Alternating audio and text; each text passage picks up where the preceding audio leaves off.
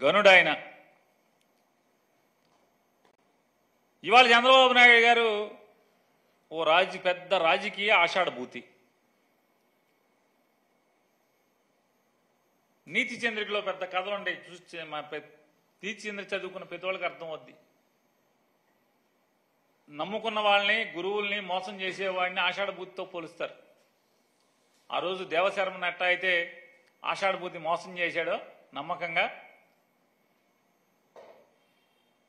ఈయన చెప్పేవన్నీ కూడా శ్రీరంగ నీతులు చెప్తూ ఉంటాడు.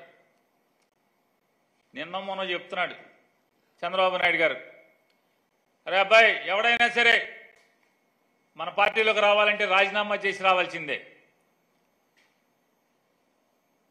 ఏం రాజీనామా చేసావు? 2014 నుంచి 19 దాకా ఎంతమందితో రాజీనామా చేయించావు?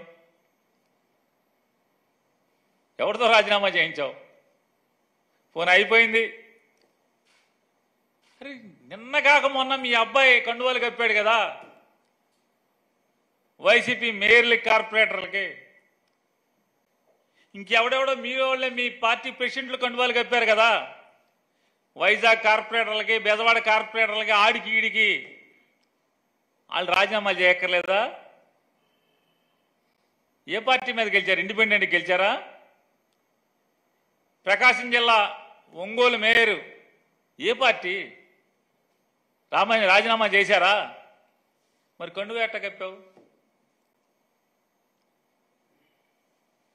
అంటే ఎంత తప్పుడు మాటలు మాట్లాడతాడో, అవకాశవాద రాజకీయాలు చేస్తాడో, చేసే పనులు తప్పుడు పనులు చేస్తూ చీకట్లో పగలు ఎంత నీతి వాక్యాలు మాట్లాడతాడో చంద్రబాబు నాయుడు గారు.